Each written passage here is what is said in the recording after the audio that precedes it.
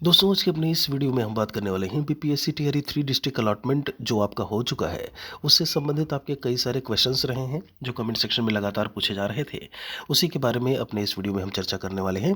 आप लास्ट तक रहेंगे तो जो भी दिक्कत है, जो भी समस्याएं हैं, यहाँ से सब खत्म होने वाली हैं। फिर भी लगता है अगर हमने किसी सवाल का जवाब नहीं दिया है तो आप कमेंट में उसे पूछ लीजिएगा। यहाँ पर सबसे पहले अगर हम बात करें, जैसा कि आप सभी को ज्ञात है, जिला आवंटन की लिस्ट जो है वो जारी हो चुकी है। कई सारे अभ्यर्थियों का अभी जिला आवंटन नहीं हुआ है। उसमें 11-12 के काफ़ी स्टूडेंट हैं। अभी आप परेशान नहीं होइए। शिक्षा विभाग, बिहार सरकार उसको जिला आवंटन आपका जो है वो ज़रूर करेगा, बाद में करेगा। पीडीएफ में ये बात सबसे नीचे मेंशन भी की हुई है उन्होंने। यहाँ पर सबसे पहले अगर हम यहाँ पर क्वेश्चन को लेकर के चले, एक बात बताइए, क्या ब्लॉक अपनी मर्जी से चयन कर पाएंगे या जिले में कहीं भी भेज सकते हैं? तो यहाँ पर अगर हम इस क्वेश्चन को लेकर के बात करें कि अपने देखिए, जो आपसे मांगा गया था वो आपका केवल था जिले का चॉइस। जो 3 जिले का चॉइस आपसे मांगा गया था, उसके अलावा अब आपसे कोई भी आपका ओपिनियन या फिर आपसे अब कोई भी आपका चॉइस जो है वह नहीं मांगा जाएगा। देखिए, यहाँ पर जिले के उसमें वो आपका एक जो पोस्टिंग हुई है, या फिर पोस्टिंग नहीं बोलेंगे, जिला का आवंटन बोलेंगे इसे। तो जो वो हुई है वो आपका मेरिट लिस्ट आपके नंबर के हिसाब से हुआ है। कई सारे स्टूडेंट का कहना था कि हमारा, उसमें उन्होंने ये भी आरोप लगाया कि मेरिट अंक जिनके कम थे उनको पटना दे दिया और हमारा ज़्यादा था, हमको नहीं मिला। तो इस तरीके के आरोप प्रत्यारोप आप बिल्कुल से नहीं लगाइएगा बिना किसी साक्ष्य के।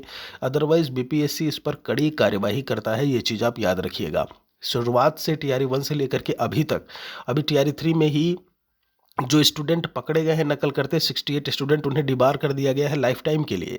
तो आप खुद समझ सकते हैं कि कितना सख्त है बीपीएससी। इन चीज़ों को, ऐसे चीज़ों को टिप्पणी करने से बचिएगा। बाकी यहाँ पर अब ब्लॉक का चयन तो आप नहीं कर पाएंगे, केवल मैंने बोला जिले का था जो आप फॉर्म भरते समय आपने किया था।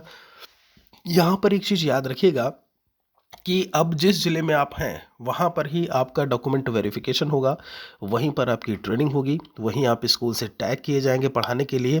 1 सप्ताह के लिए ट्रेनिंग 2 सप्ताह की होती है।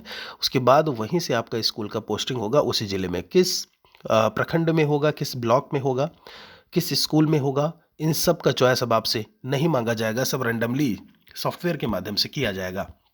देखिए, पटना में कहाँ जाना है वो कैसे पता चलेगा? देखिए, ये कहाँ जाना है मैं आपको बता दूं, हर एक जिले का सेंटर होता है, जैसे हम लोग डीआरसीसी सेंटर बोलते हैं। ये जिला निबंधन और प्रबंधन करके केंद्र होता है आपका। यहाँ पर क्या है आपका कि यहीं से DRCC Patna, DRCC Muzaffarpur, DRCC गया, डीआरसीसी सहरसा, इस तरीके से जो काउंसलिंग होती है वहीं पर होती है। और ये कहाँ पड़ता है, आप एक बार गूगल पे लिखेंगे कि डीआरसीसी पटना, डीआरसीसी मुजफ्फरपुर। जैसे मुजफ्फरपुर का जो डीआरसीसी है 2-3 किलोमीटर रेलवे स्टेशन से दूर है बस। आपको सब नज़दीक में मेन सिटी में ही डीआरसीसी सेंटर मिलेंगे, वहीं पर आपकी काउंसलिंग होगी।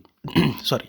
तो इस चीज़ को आप अच्छे से याद रखिएगा कि काउंसलिंग आपकी यहीं होने वाली है। इसके अलावा और कहीं काउंसलिंग ऐसे में नहीं होती है, क्योंकि यहाँ पर जो सिस्टम्स होते हैं, सारी चीज़ें उनकी अवेलेबिलिटी होती है। इसके बारे में भी बीपीएससी आपको आगे बताता रहेगा कि आपको कहाँ जाना है, जब वो ये बताएगा कि अब आप किस रैंकिंग, आपकी रैंकिंग के आधार पर आप किस दिन जो है काउंसलिंग के लिए आएंगे, तो उसी समय आपको पता लग जाएगा कि सेंटर कहाँ पे है। वैसे सब डीआरसीसी में ही होता है। अभी कल भी डीआरसीसी में ही सक्षमता काउंसलिंग चल रही थी, जो कि सर्वर ठप होने की वजह से बंद हो गई। जहाँ डीबी होगा वहीं पोस्टिंग होगी, बिल्कुल। इसके बारे में हम बता चुके हैं, जहाँ डीबी वहीं पोस्टिंग। आप इसमें बदलाव भी किसी भी दशा में जिला आवंटन के बाद, अगर हम परिवर्तन की बात करें कि आपको चेंज कर सकते हैं क्या, तो आप बिल्कुल नहीं कर सकते। ये चीज़ याद रखिएगा। अब आपको वहीं रहना है। जब कभी ट्रांसफ़र का आएगा, आपको लगेगा ट्रांसफ़र होगा, तब जा कर के आप अपना ट्रांसफ़र ले सकते हैं। अदरवाइज अब आप जिला नहीं बदल सकते। देखिए, स्कूल भी वहीं मिलता है, बिल्कुल सही है। वहीं पर ट्रेनिंग होगा, वहीं सारी चीज़ें हैं, स्कूल भी वहीं है और पढ़ाना भी आपको वहीं है, ठीक है। ये हमने जवाब भी जो है वो दिया हुआ है। यहाँ पर दिया है, रैंडम जिला दे दिया है, भरे वो नहीं दिया, नवादा बहुत दूर है हमारे यहाँ से। देखिए, ये बात तो बिल्कुल सही है कि टीआरई 1 में ही अगर हम लड़कियों की ही बात करें तो किशनगंज, पूर्णिया आप देखेंगे तो वहाँ तक पोस्टेड है। कहाँ की, जब हम बात करते हैं लखनऊ, सीतापुर, अयोध्या, और यहाँ गाज़ीपुर की बात करें, अगर हम बात करें गोरखपुर के किनारे की बात करें, या तो चलो नज़दीक हो गया, इवन गाज़ियाबाद के किनारे से भी लड़कियां जो है वहाँ पर पोस्टेड हैं। तो नौकरी तो आपको करनी है, जो भी उसका 37, 38, 39 ज़िला है वहाँ तो आपको कहीं ना कहीं उनमें से कहीं ना कहीं ज़िले में जाना ही था। रैंकिंग के हिसाब से चीज़ों को किया गया है। तो यहाँ पर अब आपको जा करके अपनी काउंसलिंग करवानी होगी, चीज़ों के बारे में परखिए, जानिए कि आखिर नवादा में इतना बढ़िया है क्या, नवादा कैसी सिटी है, क्या कुछ है। एक बार आप कमेंट सेक्शन में सभी लोग लिखिएगा ज़रूर कि आपको ज़िला कौन सा मिला है, और ये भी ज़रूर बताइएगा कि ऑप्शंस में से आपको मिला है तीनों में से या कोई अन्य ज़िला मिला है। ज़िला दे दिया है, डीवी कहाँ, ट्रेनिंग सेंटर कौन सा रहेगा। देखिए यहाँ पर डीवी रोल नंबर वाइज, देखिए आपका जो क्रमांक है सीरियल नंबर उसके हिसाब से होता है, रोल नंबर की बात नहीं होती, क्योंकि आप 1 to 5 वाले भी काउंसलिंग करवा रहे होते हैं। जैसे मान लीजिए अब 21 जनवरी को आपकी काउंसलिंग है, उसी दिन 11-12 वाले भी काउंसलिंग करवा रहे होंगे, तो वो सीरियल नंबर के हिसाब से होता है कि 1 से 10, 1 से 20 उठा लिया। मैं एक एग्जाम्पल दे रहा हूँ, ऐसे तो हज़ारों में उठाएंगे। तो उसको लेकर के आपको बुला लिया और आपकी काउंसलिंग हो रही है। बगल में 6 to 8 हो रही है, 1 to 5 हो रही है, सारी चीज़ें चल रही हैं, ठीक है।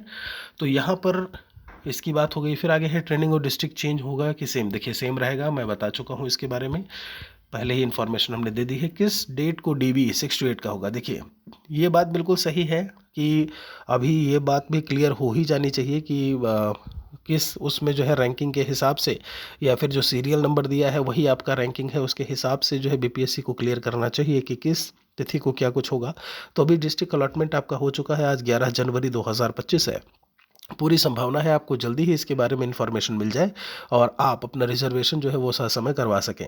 वैसे अब अलग अलग ज़िला मिल चुका है, तो आप कोशिश करिएगा कि अगर सीधा रिजर्वेशन नहीं मिल रहा है तो आप अलग अलग करके, जैसे गोरखपुर है, देवरिया है, ये सब किनारे साइड में, गोरखपुर खासकर, ये सब आपका जो है बॉर्डर में पड़ जाते हैं। बनारस की बात करें, ये आपको बॉर्डर में है कि कैमूर की साइड में। अगर हम गोरखपुर की बात करते हैं तो सिवान, छपरा जो सारण वाले हैं वो आसपास, वहाँ से देख सकते हैं ऐसे में अपने ट्रेन का टिकट। बाकी किसी का सवाल है इससे संबंधित तो पूछेगा ज़रूर। देखिए वो सारे लोग कहाँ गए जो बार बार कह रहे थे कि फर्स्ट चॉइस मिलेगी और लास्ट चॉइस भी देते तो ठीक था। डिस्ट्रिक्ट दिया है कि आदमी खुश हो। अच्छा चलिए, देखिए सहरसा जिला दिया है। देखिए ऐसा नहीं है, आपको एक चीज़ मैं आपको बता दूं, ये बात तो ठीक है कि पहला, दूसरा, तीसरा, लेकिन ये भी है कि मेरिट के हिसाब से और नंबर ऑफ़ वैकेंट लिस्ट। एक बात मैं बोलना भूल गया कि वैकेंट सीट्स, आखिर वहाँ पर रिक्तियाँ हैं, स्कूल में रिक्तियाँ हैं 1 to 5 के टीचर की, 6 to 8 के टीचर की। अगर रिक्तियाँ ही नहीं हैं तो आपको वो ज़िला नहीं मिलेगा। दूसरी चीज़, आप मेरिट में उस स्थान तक अगर नहीं है तो आपको वो ज़िला नहीं मिलेगा। फिर आपसे ऊपर वाली मेरिट को जो है वो ज़िला आवंटित किया जाएगा। इस चीज़ को आप भली भांति याद रखिएगा।